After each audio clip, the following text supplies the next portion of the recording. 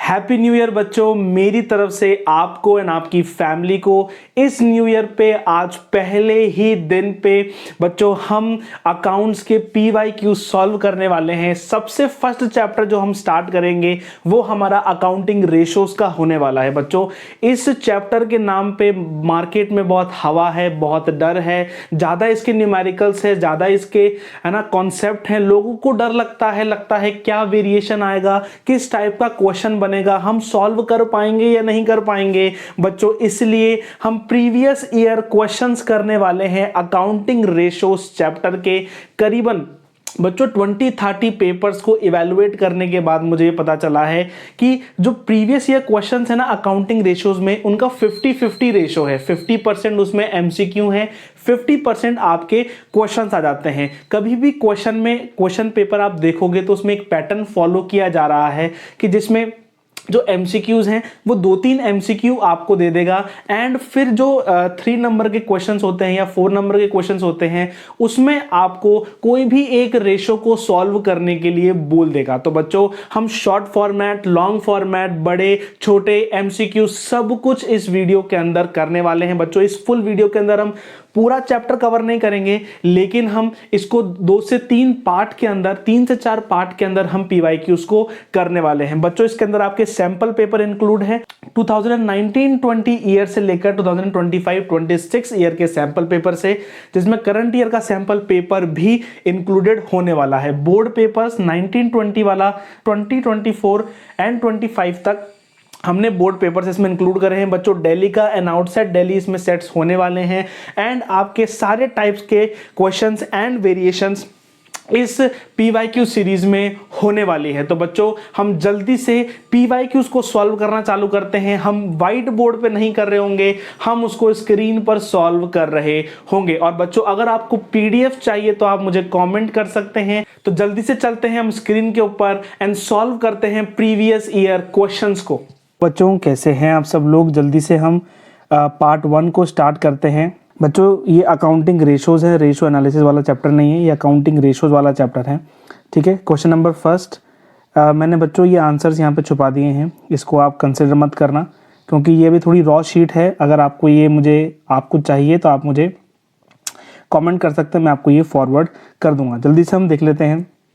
Inventory turnover ratio of a company was 5 times. Okay, inventory turnover ratio यानी कि हमने inventory turnover ratio पढ़ रखा है।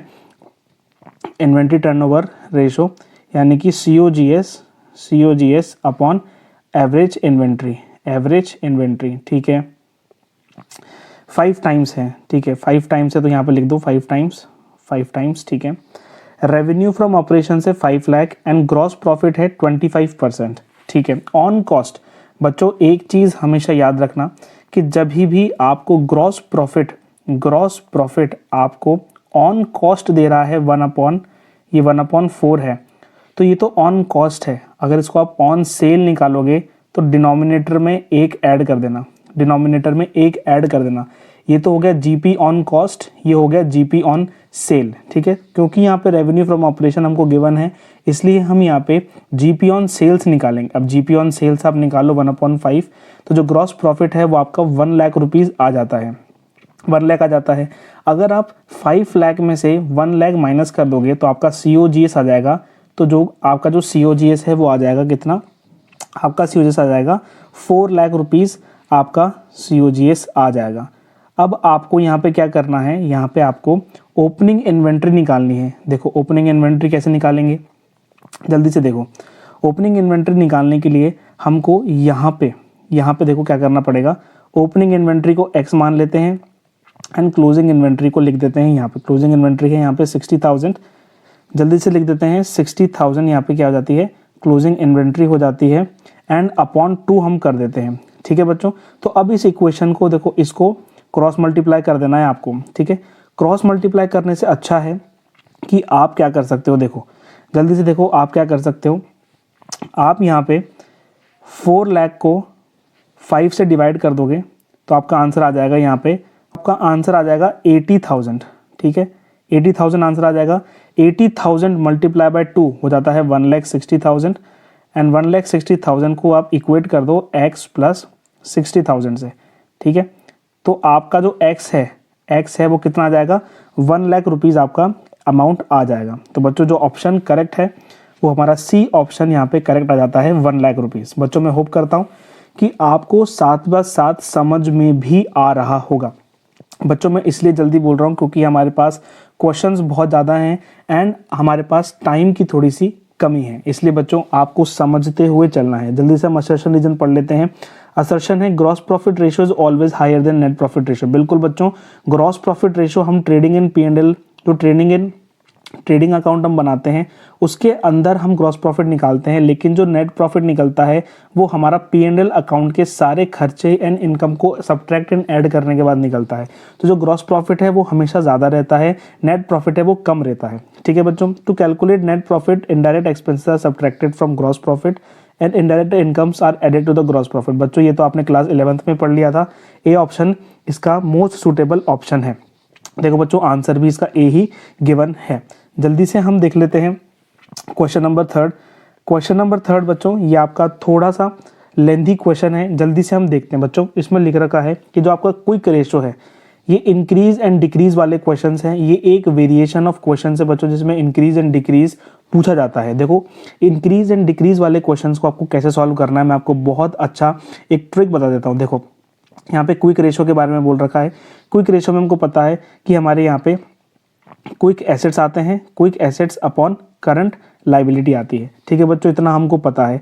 अब देखो रेशो क्या है, रेशो है जो न्यूमरेटर है वो कम है एंड डिनोमिनेटर क्या है, डिनोमिनेटर ज़्यादा है। बच्चों आपको दिख रहा होगा कि जो न्यूमरेटर है वो यहाँ पे कम है एंड डिनोमिनेटर क्या है, ज़्यादा है। तो जब ऐसा केस होता है ना, केस को हम बोलते हैं less than one case, less than one case. इसमें क्या होता है, जो न्यूमरेटर है वो कम होता है, डिनोमिनेटर ज़्यादा होता है। तो ऐसे वाले केस में हम क्या करते हैं, अगर न्यूमरेटर में कुछ ऐड हो रहा है एंड करंट लाइबिलिटीज डिनोमिनेटर में भी कुछ ऐड हो रहा है ना, तो जो रेशो है ना वो प्लस हो जाएगा। ठीक है ना, वो इंक्रीज हो जाएगा। एंड अगर न्यूमरेटर में भी माइनस हो रहा है एंड करंट लाइबिलिटी में भी माइनस हो रहा है तो जो हमारा रेशो है वो क्या हो जाएगा, डिक्रीज हो जाएगा। ठीक है बच्चों, ये आपको फॉर्मूला याद रखना है। अब पूछ रहा है कि इनमें से कौन से ट्रांजेक्शन रिजल्ट करेंगे इंक्रीज एंड कौन से ट्रांजेक्शन रिजल्ट करेंगे डिक्रीज या फिर नो चेंज आएगा। जल्दी से देख लेते हैं। Goods purchased on credit. अब बच्चों अगर गुड्स आप परचेज कर रहे हो क्रेडिट पे, ठीक है, क्रेडिट पे परचेज कर रहे हो तो क्विक एसेट्स पर तो उसका कोई भी फर्क नहीं आएगा, क्योंकि क्विक एसेट्स पे हमने वैसे ही इन्वेंट्री को माइनस कर दिया था। हमने करंट एसेट्स में से इन्वेंट्री को पहले ही माइनस कर दिया था क्विक एसेट्स को निकालने के लिए। तो यहाँ पे क्या हो जाएगा, आपकी करंट लाइबिलिटी इंक्रीज हो जाएगी। तो देखो जैसे ही डिनोमिनेटर इंक्रीज हो जाएगा तो जो आपका रेशो है वो क्या हो जाएगा, डिक्रीज हो जाएगा। तो फर्स्ट का आंसर है कि रेशो डिक्रीज हो जाएगा। सेकंड का देख लेते हैं बच्चों। देखो यहाँ पे आंसर में भी लिख रखा है as current liability is increase. ठीक है बच्चों, देख लेते हैं second, outstanding expense paid.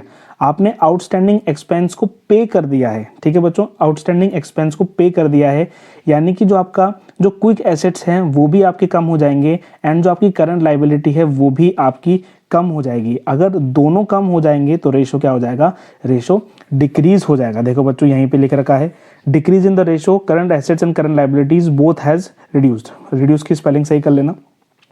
Cell of fixed assets at a loss of 20%। अब बच्चों जो फिक्स्ड एसेट है ना वो नॉन करंट एसेट्स का पार्ट है, तो नॉन करंट एसेट्स को तो हम यहाँ पे इंक्लूड ही नहीं करते। यहाँ पे तो हम करंट एसेट्स की एंड करंट लाइबिलिटीज की बात कर रहे हैं। तो जैसे ही फिक्स्ड एसेट्स को हमने सेल किया तो जो पैसा आएगा वो पैसा तो हमारा करंट एसेट ही है, तो करंट एसेट इंक्रीज हो जाएगा एंड जैसे ही करंट एसेट इंक्रीज हो जाएगा तो रेशो क्या हो जाएगा, रेशो इंक्रीज हो जाएगा। डी देख लेते हैं, issue of debentures at premium to vendors. अब हमने डिबेंचर्स को इशू किया प्रीमियम टू वेंडर्स, यानी कि वेंडर्स को हमको पैसा देना था लेकिन हमने उनको डिबेंचर्स इशू कर दिए। अब डिबेंचर्स का तो कोई फर्क यहाँ पे आएगा नहीं, लेकिन हमने वेंडर्स को दे दिया, यानी कि हमारी जो करंट लाइबिलिटी है बच्चों देखो जल्दी से, यहाँ पे जो हमारी करंट लाइबिलिटी है वो रिड्यूस हो गई। यहाँ पर जैसे ही करंट लाइबिलिटी रिड्यूस हो गई इसका मतलब आपका रेशो इंक्रीज यहाँ पे हो गया है। ठीक है, तो जल्दी से देख लो आंसर। फर्स्ट का डिक्रीज, फिर इंक्रीज एंड फिर इंक्रीज। ठीक है बच्चों, जल्दी से हम क्वेश्चन नंबर 4 देख लेते हैं। क्वेश्चन नंबर 4 बच्चों ये आपका इस ईयर का सैंपल पेपर का 2024-25 सैंपल पेपर का क्वेश्चन है। इससे पहले जो भी क्वेश्चन थे वो आपके 2025 26 यानी करंट ईयर का जो सैंपल पेपर सीबीएसई ने इशू किया है वहां के वो क्वेश्चंस थे। फोर्थ देख लेते हैं, dash will result in increase in liquid ratio without affecting the current ratio. बच्चों आपको ये आंसर्स को नहीं देखना है यहाँ पे, ठीक है। तो कौन सा ऐसा ट्रांजेक्शन है जिसमें लिक्विड रेशो आपका प्लस हो जाएगा, इंक्रीज हो जाएगा, लेकिन करंट रेशो पे कोई इफेक्ट ही नहीं जाएगा, ठीक है। देख लेते हैं, sale of stock at cost price, हमने स्टॉक को बेचा। अब स्टॉक तो हमारा क्या बोलते हैं लिक्विड रेशो में आता ही नहीं है, हमारा वैसे ही करंट एसेट में से हम स्टॉक को माइनस कर लेते हैं। तो जब स्टॉक को आपने कॉस्ट प्राइस पे बेचा तो उससे क्या होगा, उससे क्विक एसेट्स क्या हो जाएंगे, बढ़ जाएंगे, लेकिन करंट एसेट्स पे कोई फर्क नहीं आएगा। तो बच्चों यही एक ट्रांजैक्शन है। फर्स्ट ही ऑप्शन हमने पढ़ा, फर्स्ट ही ऑप्शन हमारा सही निकल गया। तो उससे लिक्विड रेशो इंक्रीज होगा लेकिन करंट रेशो में फर्क नहीं पड़ेगा, ठीक है।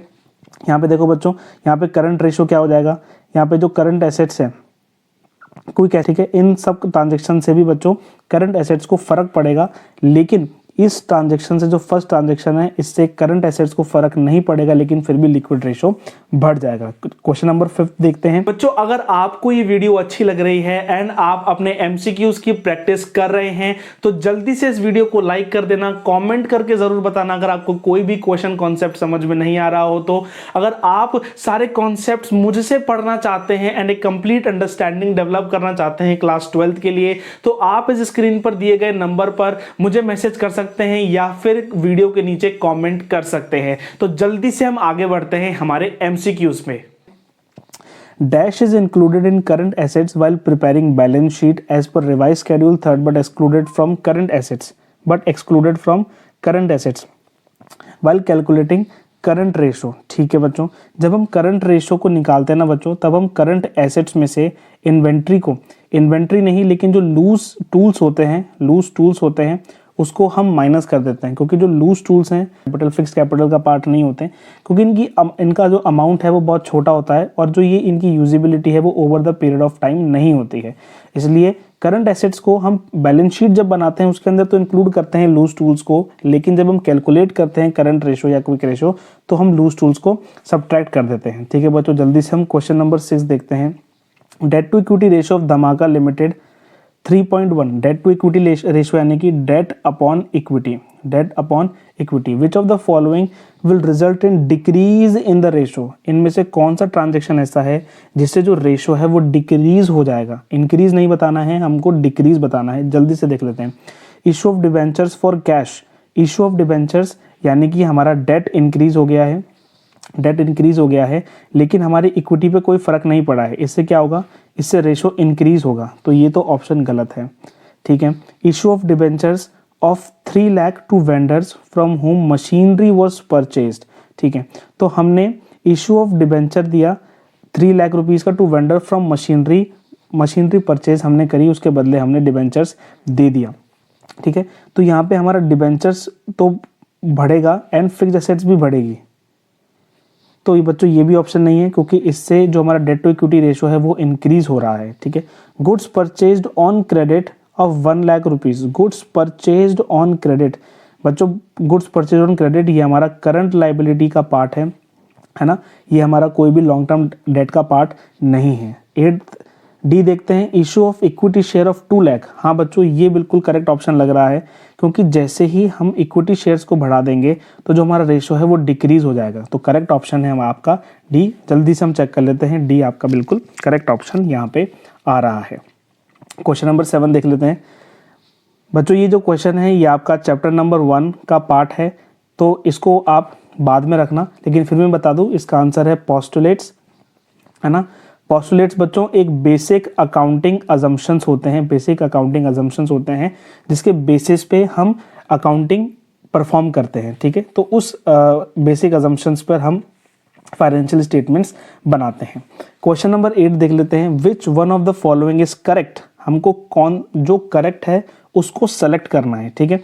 Quick ratio can be more than current ratio, नहीं बच्चों, क्विक रेशो करंट रेशो से ज़्यादा नहीं हो सकता है। ठीक है, क्यों नहीं हो सकता है इसके डीप में हम अभी नहीं जाएंगे, लेकिन तो बी भी एलिमिनेट हो जाता है। ठीक है, फर्स्ट क्योंकि फर्स्ट गलत है, ठीक है, एंड डी भी देखो एलिमिनेट हो जाता है, तो आपको 2 पढ़ने की जरूरत नहीं है, आपको डायरेक्ट टिक लगा देना है सी पे। ठीक है बच्चों, डायरेक्ट आपको टिक लगा देना है। ठीक है, जल्दी से चलते हैं क्वेश्चन नंबर 9 पे।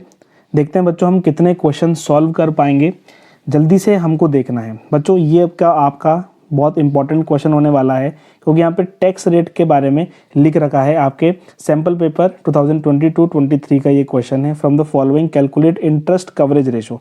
अब बच्चों इंटरेस्ट कवरेज रेशो हम कैसे निकालते हैं? पीबीआईटी अपॉन हमारा एनुअल इंटरेस्ट, ठीक है, पीबीआईटी अपॉन हमारा एनुअल इंटरेस्ट। अब यहाँ पे हमको क्या दे रखा है? Net profit after tax. हमको यहाँ पे पैट दे रखा है, तो पैट में बच्चों हम टैक्स को ऐड करते हैं, फिर उसके बाद हमारा आ जाता है profit before tax, and profit before tax में हम इंटरेस्ट को ऐड करते हैं, और उसके बाद हमारा आ जाता है पीबीआईटी। ठीक है बच्चों, तो हमको पहले पैट में टैक्स को ऐड करना पड़ेगा।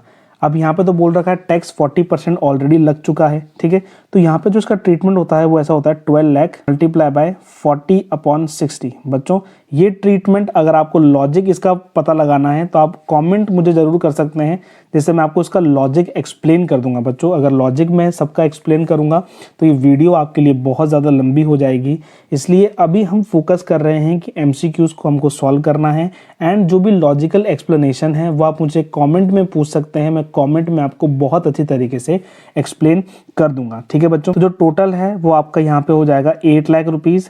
8 लाख को हम 12 लाख में प्लस कर देंगे तो आपका हो जाएगा 20 लाख हो जाएगा, एंड 20 लाख के अंदर हम 10 लाख और प्लस कर देंगे हमारा डिबेंचर्स का। ठीक है, ये 10% जो डिबेंचर्स लगेगा वो 10 लाख रुपीज़ हम प्लस कर देंगे, तो वो टोटल हो जाएगा 30 लाख हो जाएगा। एंड पीबीआईटी तो हमारा हो गया 30 लाख, एंड एनुअल इंटरेस्ट हमारा है 10 लाख। तो बच्चों सीधा साधा आपका बी ऑप्शन करेक्ट हो जाता है 3 टाइम्स। ठीक है बच्चों, मैं होप करता हूँ कि आपको ये समझ में आ रहा होगा। बच्चों हम क्वेश्चन नंबर 10 देखते हैं। ये आपका 2020-21 का सैम्पल पेपर का क्वेश्चन है। द डैश में indicate that the firm is experiencing stock outs and lost sales. ठीक है, कौन सा रेशो ये इंडिकेट करता है कि जो फर्म है वो स्टॉक आउट्स को एक्सपीरियंस कर रही है, यानी कि उनका स्टॉक जल्दी से खत्म हो रहा है, एंड लॉस्ट सेल्स यानी सेल्स का कुछ पता नहीं लग पा रहा है। बच्चों सेल्स और स्टॉक की बात कहीं पर भी आ जाएगी, है ना, इन्वेंट्री की बात, सेल्स की बात कहीं पर भी आ जाएगी, तो क्विक रेशो का तो वहाँ पे कोई भी काम नहीं है, वहाँ पे क्विक रेशो का तो कोई काम नहीं है। वहाँ पे एवरेज पेमेंट पीरियड, कितना समय में हमको पेमेंट मिल जाएगा, वो भी कोई बात नहीं हो रही है। वहाँ पे कोई भी एवरेज कलेक्शन पीरियड की भी बात नहीं हो रही है। ठीक है ना, हम जब भी इन्वेंट्री या सेल्स इनकी बात करते हैं तब हम हमेशा रेफर करेंगे हमारे टर्नओवर रेशोज को, क्योंकि ये हमारी एफिशिएंसी को इम्प्रूव करते हैं। तो बच्चों मैं होप करता हूँ कि इन 10 क्वेश्चंस में आपको वेरिएशन पता चला होगा कि कैसे क्वेश्चन सॉल्व किया जाता है, एंड कैसे कैसे क्वेश्चन बोर्ड पूछ सकता है। बच्चों नेक्स्ट वीडियो के अंदर हम नेक्स्ट 10 MCQs एंड जितना जल्दी हम कवर कर सकते हैं हम कोशिश करेंगे कि हम कवर करेंगे, एंड मैं आपको कॉन्सेप्ट भी साथ में सिखाता जाऊंगा। तो बच्चों मिलते हैं नेक्स्ट वीडियो के अंदर। Till then goodbye, take care, thank you बच्चों। होप करता हूं कि आपके MCQ practice, PYQs MCQ practice बहुत ही अच्छी रही होगी। वीडियो थोड़ी सी लंबी हो गई है बच्चों, हमको कंटेंट देखना है, हमको ये देखना है कि हम यूजफुल वो वीडियो हमारे लिए रही है। अगर 5 से 10 मिनट की वीडियो में अगर आप MCQ कर रहे हो, कोई प्रीवियस ईयर क्वेश्चन कर रहे हो, तो बच्चों वो हेल्पफुल आपके लिए नहीं होने वाली है। अगर थोड़ा सा लॉन्ग भी वीडियो जाती है तो भी आपको उसको देखना है एंड प्रैक्टिस करनी है। तो बच्चों मिलते हैं नेक्स्ट वीडियो के अंदर। Till then goodbye, take care, thank you बच्चों।